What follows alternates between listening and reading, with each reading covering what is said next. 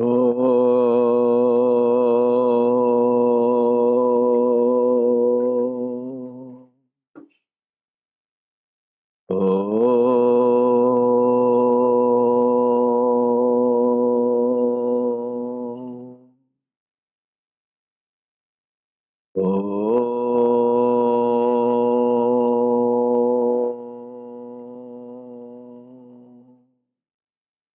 Sahana vavatu, sahana bhunaktu, sahaviryam karavavahai, tejasvinavadhitamastu, ma vidvishavahai. Om Shanti Shanti Shanti. May the Lord protect us. May He nourish us. May we acquire the capacity to study and understand the scriptures. May our study be brilliant and may we not cavil at each other. Om, peace, peace, peace unto us all. Dear brothers and sisters, loving Sai Ram to all of you.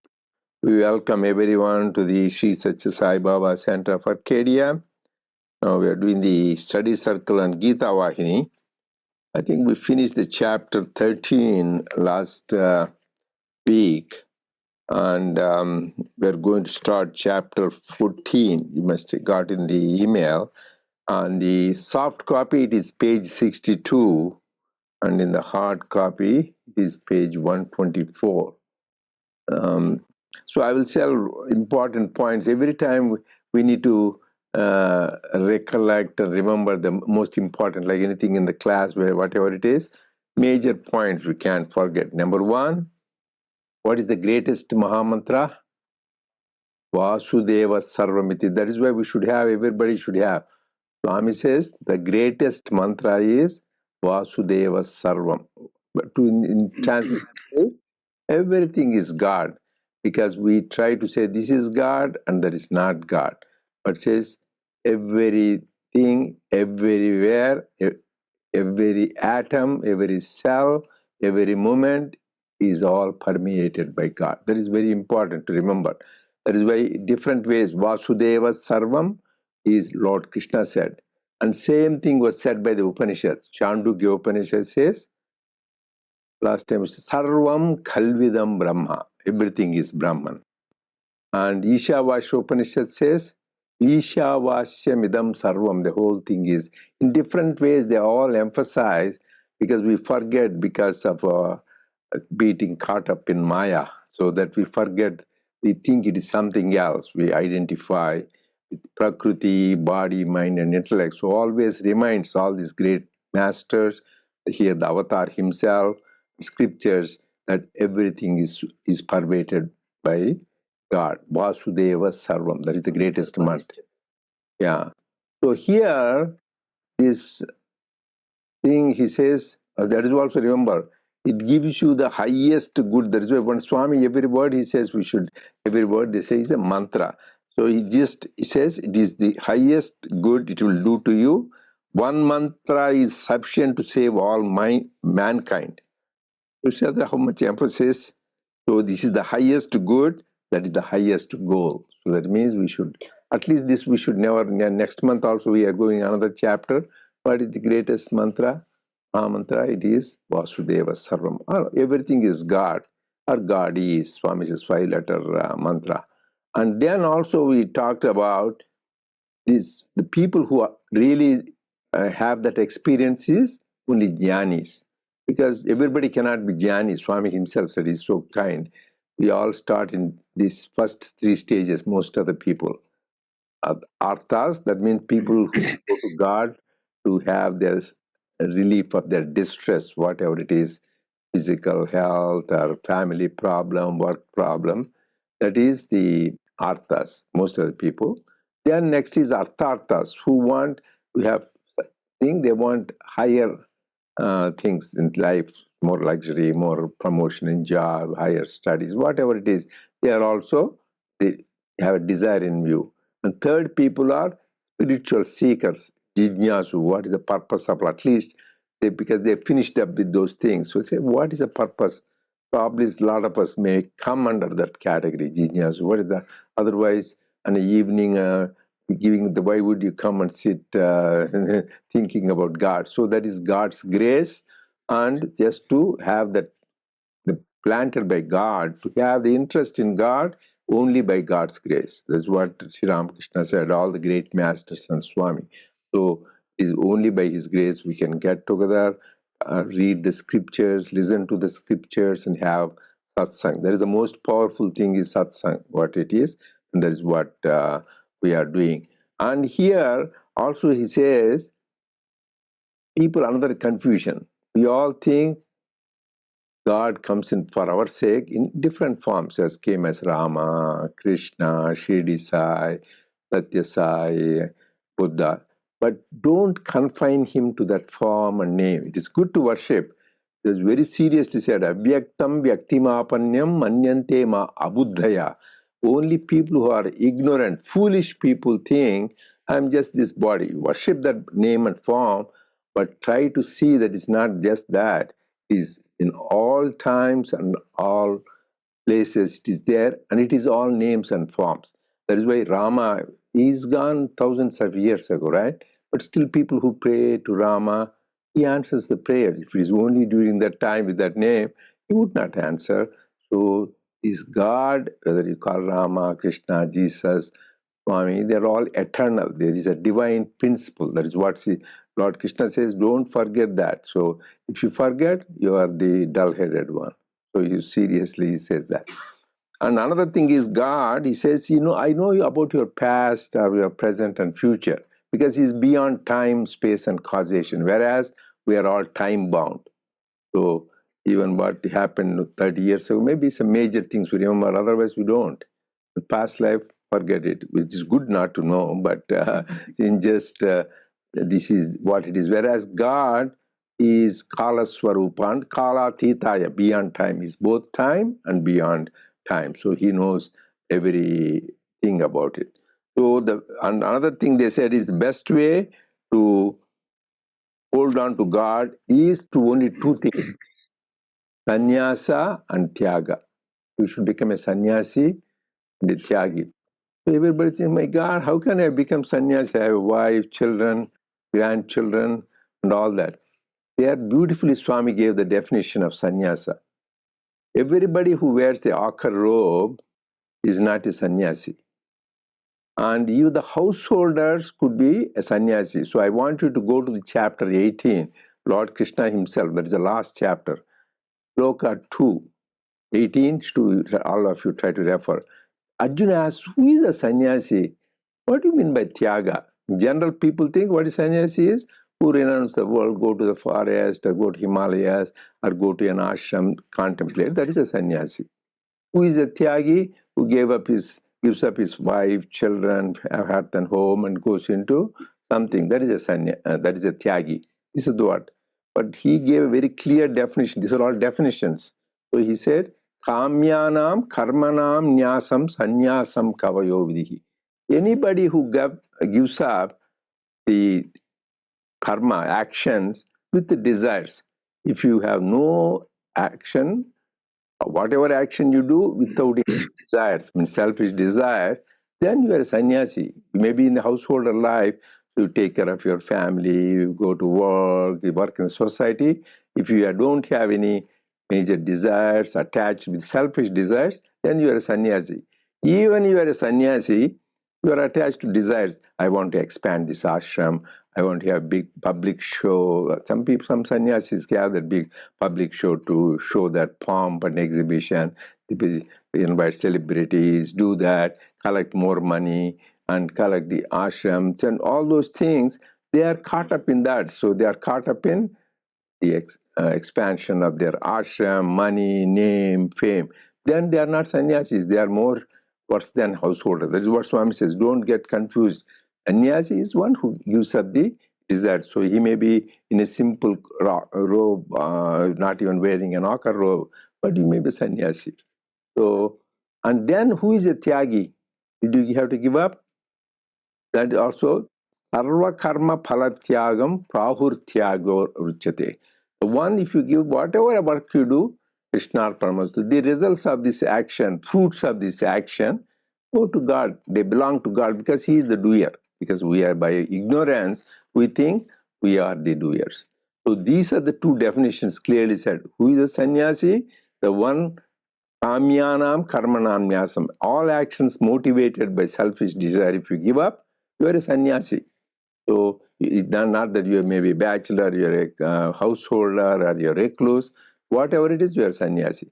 And similarly, you anytime you give up the fruits of action and just do it, giving to God, then whatever life you are leading with family, children, or work situation, you are giving up. You are leading a life of a tyagi. So these are the two common words used: who is a sannyasi and who is a tyagi. Swami said that. So these are the very important concepts we discussed last time, and I wanted to expand because Swami said who is a sannyasi and who is that.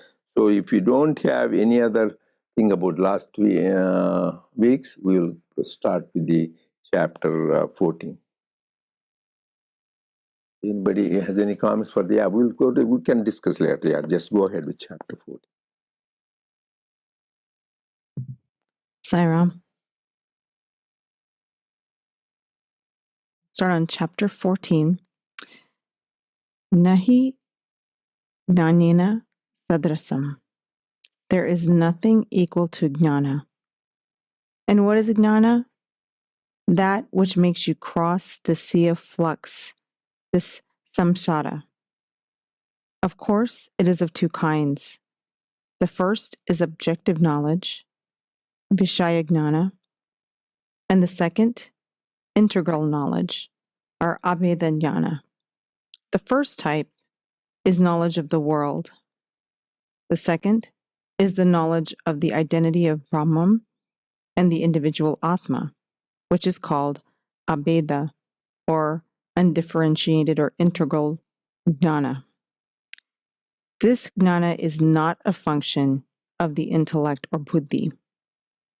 It is a feature of something beyond it, something which witnesses the activities of even the buddhi. It destroys the delusion about this constant flux, mistaken to be a reality.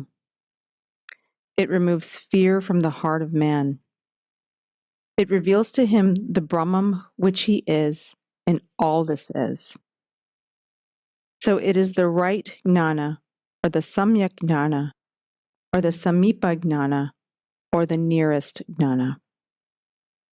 There are two paths by which man can approach this abheda jnana, the inner and the outer. The outer sadhana is nishkama karma, engaging in activity without attachment towards the result of those activities, as dedicated to the Lord. The inner sadhana is dhyana and samadhi. In Vedantic terminology, this is named nidhi dhyasana. Listen and meditate on what you have listened to. These two steps are the basis of nidhi dhyasana, or inner concentration. Without these, dhyana is impossible of achievement. This is the meaning of what is called Atma Samyama, the control of the senses, detachment from the outer sensory world, the withdrawal of the mind from the outer world. This is the goal of all life. Knowing the Paramatma, attaining liberation. There can be no second aim for man. Man is endowed with life, not for the purpose of building bungalows, the requisition of estates, the accumulation of wealth, the addition of progeny, the earning of titles, or ascent into higher rungs of social life. His greatness does not depend on these. The chiefest success in life lies in the winning of permanent bliss, permanent escape from grief and agitation. Yeah.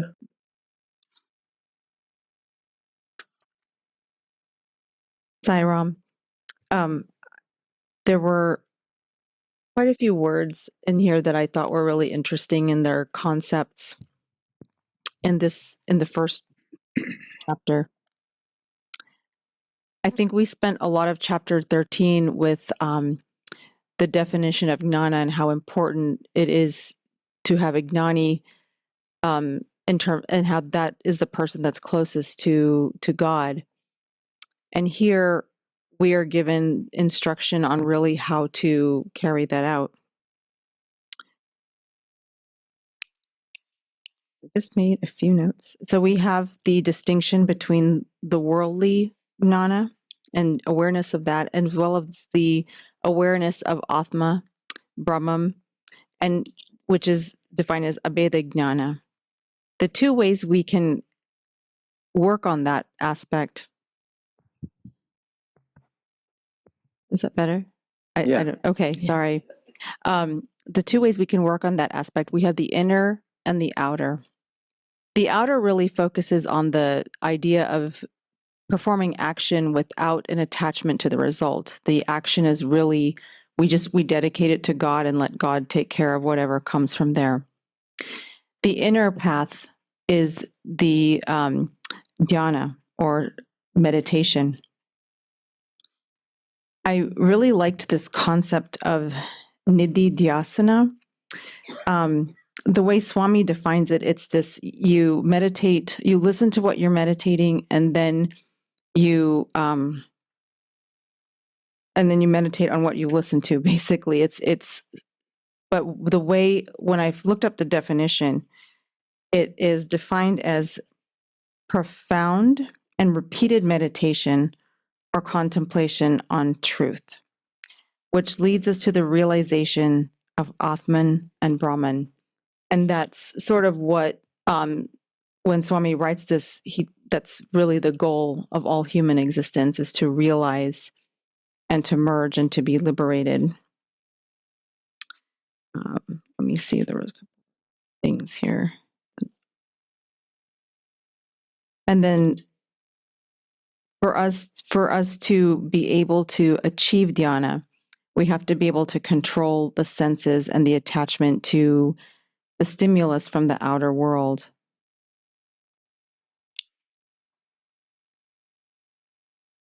And I really like how he lists here is, we're all souls in a human experience, having a human experience. But with that human experience, many times we focus on what's in the outer world. So then it's all of these things that Bhagwan listed here, having a big house, having a lot of kids, having these tangible rewards and tangible success, when the true success is just being blissful and knowing that that this is a path that God has ordained for you, and everything will work out perfectly because God has ordained that path. Yeah, here I think there's a good summary. So here the main thing is, like we said, greatest mantra is Vasudeva Sarvam. Here he says, what is the goal of life? Anytime you should say, goal of life is realizing God. That is the only thing. Only purpose of life is realizing God. Or you say you are realizing your divine love, or you are realizing your Atma, or you are realizing Brahman. All are same. So some says, oh, I want Atma Jnana. That is the same thing, God. Brahma Jnana, that is the same thing. Or I want to say I am the Prema Swarupa. That is why Swami, whenever in his discourse you might have seen, he never said, oh, my devotees, Bhaktulara, he never said. He always says, Divya Atma Swarupulara, Divya Prema Swarupulara, Divya Ananda Swarupulara. He said three things he identified was that, A, you embodiments of divine Atma, or you embodiments of the divine love, or you embodiment of divine bliss. So because we are that, we are love, we are bliss, and we are Atman. So these are all interchangeably used. So whether we are God, bliss, or Atman. So we need to realize that. So that is the first we need to make sure. That is the goal of life. Nothing else. In between, you may get a PhD, or you may get a Nobel Prize, or a Grand Slam, or you get a celebrity, this award, Bharat Ratna, anything. That is not the goal of life. That's nice to have them. But the main thing is to have God realization. So a guy with a loin cloth, a Ramana Maharshi, a Swami Adbhutananda, they may not know how to read, but they realize God. So they got a highest thing. So you may have everything. You may be a trillionaire, billionaire. You may be a great scholar. You may be famous. You may be the president, a king. According to spiritual, there's zero value. The only value is if you are self-realized. So that we have to have clarity of that. So then how do you get, why is this important? Because we're all such of bliss, right? Is there anybody who wants to be unhappy? Everybody wants to be happy. Why do you want to have a house? To be happy. Why do you want to have a nice car? Happy. Why do you want to have family? To be happy. But we realize it is not. It is like a mirage. You won't get it. It is in a pleasure. It is the interval between two pains. Then you realize this is bliss. It doesn't have a beginning or end. Atyantika dukkha nivritti niravadika shanti ananda prapti. That is what Lord Krishna says. Unending bliss and complete cessation of grief. In life, we have some moments where you have no sorrow, and happy. Sometimes we have happiness, but again, no pain. As Swami says, pleasure is interval between two pains. So, to have unending bliss and no grief, that you can get only realizing God. That's why happiness is union with God. Then here he showed how do you get it? Because it is good to know you need how do you get it. That is why another three words often used in scriptures is Shravana, Manana, Nididhyasana. Shravana means what all we are hearing, reading from scriptures or from friends, great masters, saints. This is important. Shravana is one of the 9 types of devotion. Shavanam, Kirtanam, like Swami often sings that thing. 9 types of devotion. First is Shavanam. By Shavanam itself, you can get realization. Like Parikshit, he got realization just listening to Bhagavatam. But after listening, that becomes passive listening, mechanical. But you need to have mananam, contemplation. What does it mean? What is it? Because you need to know the inner meaning. Because everything, scriptures have 3 kinds of meaning. One is the outer meaning, which we translation books give. Then there is inner meaning, which great scholars can give. And there is divine meaning, the avatars like Swami, Shirdi Baba, they give. So you need to have that. That will be revealed. Sometimes you may not have master by contemplation. You go inside because God is inside. That is manana. Go on contemplating, then become nididhyasana. That means you experience that. It is not anymore in your meditation. You go on thinking about it. It becomes part of your life. You put it into your practice. You feel you live that life that all the great saints and masters they live. So that is nididhyasana. How to do this? There are 2 types of knowledge. Everybody, we go to college, we go to school. Swami gave many discourses on educare. All of you in education, when he started his schools, colleges, 2 things, educare and the secular education. Swami said they're like, Swami didn't denounce worldly education. He says, you have to have worldly education to make a living and serve the society, because secular education also helps serve the society. If you're a doctor, help the people. You are a scientist, help the society. It is good. But it is like 2 wings of a bird, he says. One wing is secular knowledge. That's what you get in colleges, schools, universities. Another is spiritual education. That's educare, Swami says. Where do you get the educate from? So we know from secular education, you go to college, universities, you'll get MD, PhD, BA, MA, all that. By the way, Swami says, without the other portion, other wing, MA is MAD, mad.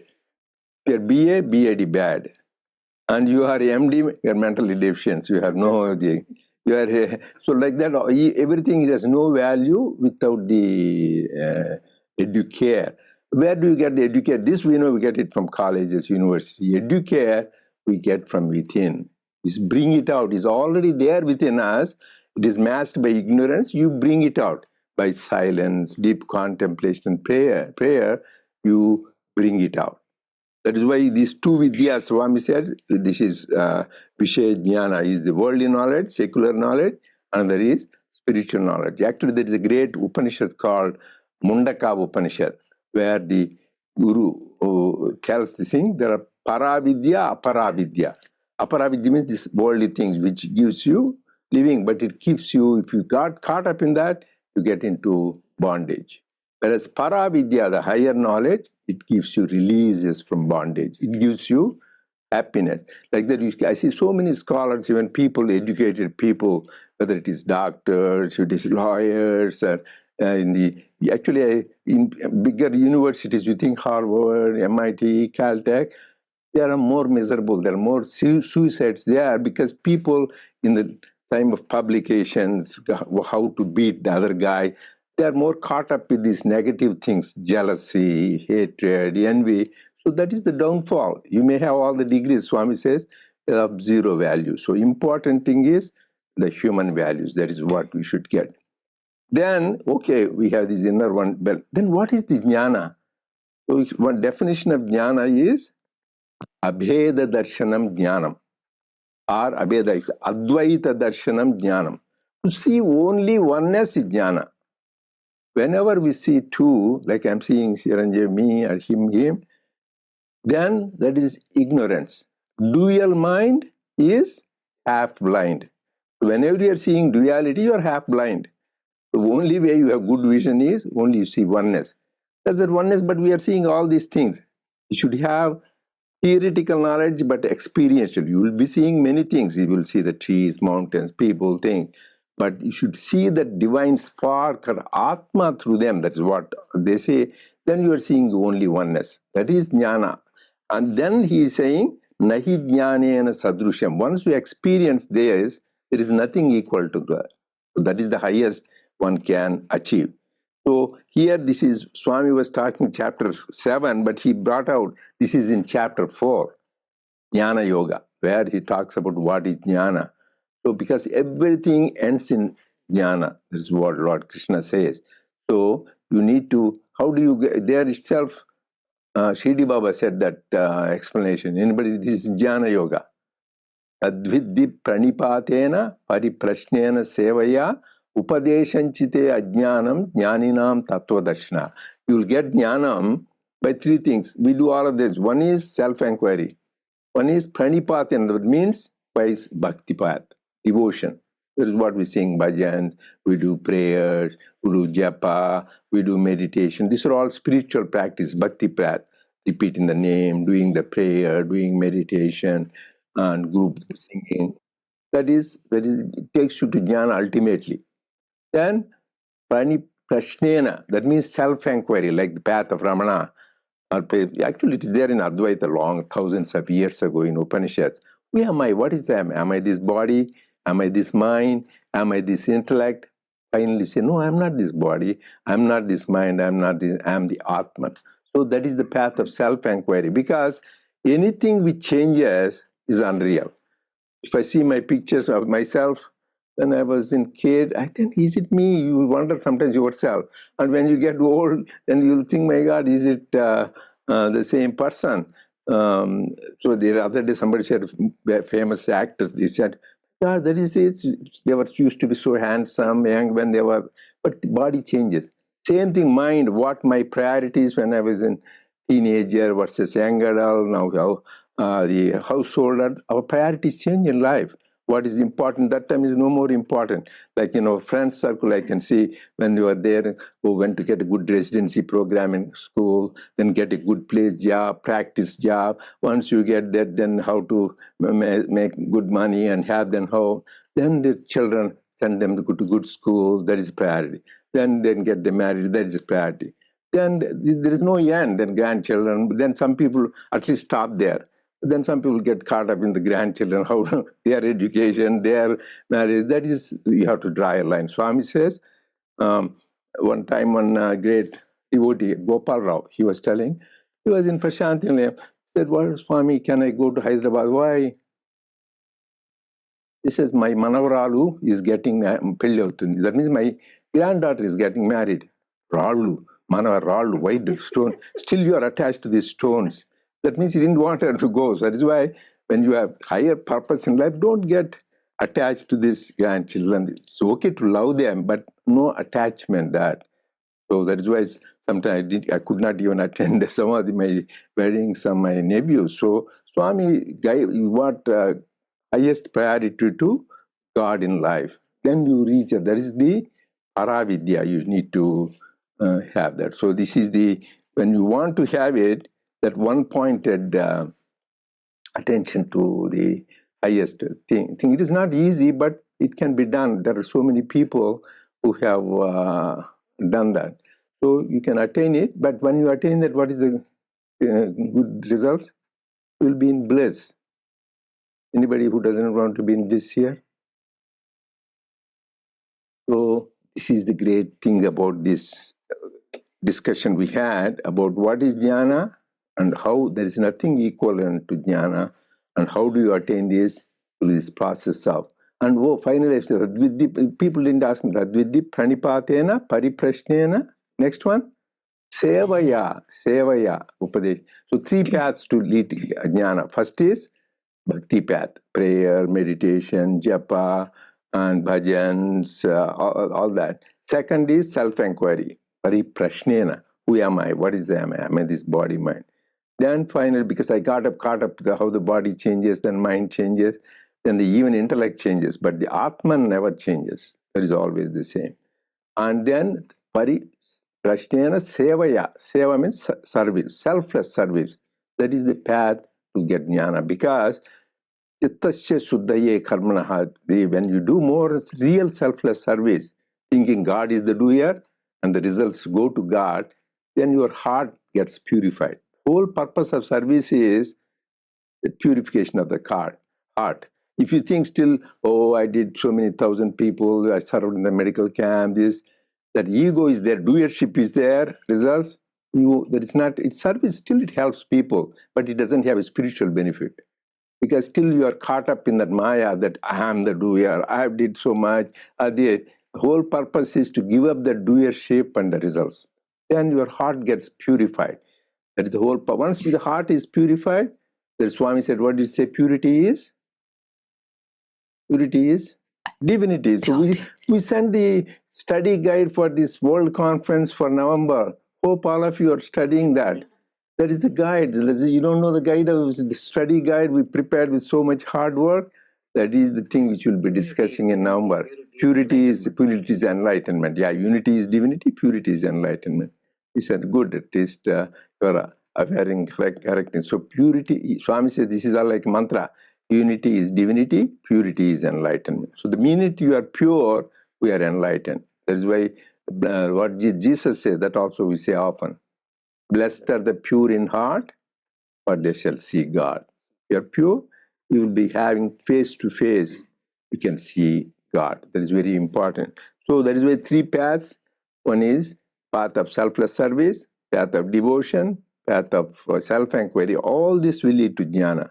And another way is, Swami says, secular knowledge and this sacred knowledge, you need to balance it. So that is what. So any other questions or comments anybody has? Arvind? Okay, your turn.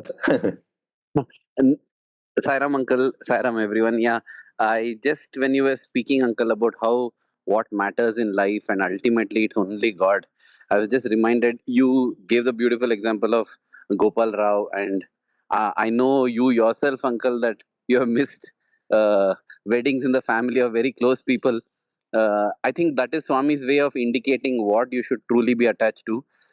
Professor Kasturi's life is what came into my mind. Everybody feels Professor Kasturi so lucky. He was everything. He was the first postmaster general. He was Swami's translator. He was Swami's room attendant. He was with Swami. Everything he was for Swami. So everybody, in the way feels a bit jealous of him, maybe positively, like how lucky he is, kind of. But if we actually see all the things that he went through, he was not spared, and it looks like Swami, in a very outward sense, if you look at it, it feels like Swami keeps all the difficulties for his greatest devotees. But that's because he wants to give the greatest gift, which is, as you said, a peace that passeth understanding, and unending, unalloyed bliss, which will never be shaken away. It's not only momentary, as you said. So Professor Kasturi also, he went through so much. His children he lost, his wife he lost to terrible disease, and he himself was sick. In fact, his daughter Padmama Garu, she said that she went once and asked her father, Father, why? What did this give you? Why we have done all this for Swami, and look at our own life; it is in shambles. What did we get? Why and all this? And she says that he said, Padma, what you are telling is very true. Yes, I agree, and I can empathize with you. But what can I do, Padma? He is God. He is God. I know it. That's all. And so he was so focused on that, even in his end stages, when he fell sick, he had fallen sick and he wanted to still go for darshan. He wanted only Swami. And Swami said, no, no, let him take rest. So he used to keep fighting, and his family members had a tough time, mainly his daughter and grandson, keeping him at room. And Swami, that year in 1987, I think, he went off to Brindavan for Guru Purnima, and Professor Kasturi wanted to go there. And they said, no, no, you can't travel because you are not just a father for me, you are an important person in Prashantindiam administration. If anything happens to you, it's a.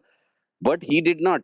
And he said, don't ask Swami's permission because Swami will not permit. But I want to go to him. It reminded me of what Swami gives as an example, that river and ocean battling with each other.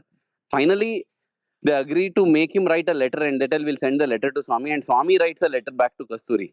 And that letter is so beautiful. I'm not exactly quoting it, but Swami writes that Kasturi, all these hardships, everything, yeah, they'll come and go. Don't worry about that. What the only thing that matters in life is God and Swami. Just focus on that. All else is just a distraction and not worth. So I feel that is ultimately to Professor Kasturi, who held so many things. He is the one who coined Akashavani. He has achieved so many things, even in the worldly sense and with Swami. And to him also, finally, Swami says, all of this doesn't matter. What matters is just Swami, Swami, think. And that's what happened. Swami went, gave him, you often quote that example, Uncle, how when Swami went, that water drop were falling there and tip tip sound was coming, and Swami said, no, no, no, turn that off. Nothing should distract away from thoughts of God, even that sound of the tap. And finally, when Professor Kasturi went left for the funeral, the whole of town of Puttaparthi had gone, and Swami told Padmamma that, you know what, you and your grandchild are my responsibility. You don't worry. Don't do any ceremonies for Kasturi. No need to do the right now the funeral, or I mean the rites and 1 year rites, the 10, nothing you need to do. All that I have taken care of. And Swami himself did Annadanam for Professor Kasturi. So I was just reminded of this, and I think such lives are good for us to keep remembering that ultimately only Swami matters in our life. Thank you, Uncle. Very good, very good. Do you know what he was talking about, the water dripping? When Kasturi was in the hospital, he was dying, he was in the bed. So the people were chanting around, because he's a great devotee. People play bhajans, or people say Om Sri Sai Ram. They want to say Sai Ram bhajan. So then, meanwhile, because he's in the last, we're going to breathe last. So Swami, he's one wonderful devotee. Swami went to see him. And then he saw that, India taps, even here I have a tap where there is a tick, tick, there is a completely, if it's not blind, there's a leak. So that the tap was making, there was a little leak, that water, after every few seconds, it was a drop, was that little sound, you barely. But when you are in that highest stage, you are in communion with God, even that little thing to show, that will take you away your attention. So even that, he didn't want that. So he told people, please, right away, stop it. So just then they stopped, and then this is very clear. So all devotees, remember one thing, spirituality is not immunity from difficulties. It is peace in difficulty. You will have problem, but still you will peacefully, this is God's place. This is, so all saints you read, whether Tyagaraja, Mirabai, and Ramdas, one saint, Saint Teresa of Avila, there is no saint where their life, if you read, how much pain they go through. So the story actually is beautiful. Saint Teresa of Avila, I don't know how many you know, she's a Spanish saint. She started the Carmelite order. So in those days, the 16th century, she was going a mission of Jesus to spread his message, his thing. So she was going, and those days they had a cart, or a cart or whatever. So this tripped and she fell down. She got hurt and injured. She said, "Oh Lord, what is this? I'm going on your work to do that, and you do this to me." "Oh no, I do this." She hears the voice of the Lord Jesus. "Oh, I do this only to my friends." So then she says, "That's why you have so few friends." Because that's why in the world, how many people think of God? Because God, you will get rest only after the test. So life, but ultimately, all these people, in spite of difficulties, like even even Avatar, Sri Ramakrishna, he had throat cancer. Swami Vivekananda, at the age of 39, he had to suffer from diabetes and left the body. And even avatars, when they take that human form, they will go through that. So main thing is, we still need to remember the highest goal of life, in spite of all the challenges. Okay, we'll continue next week, Saira.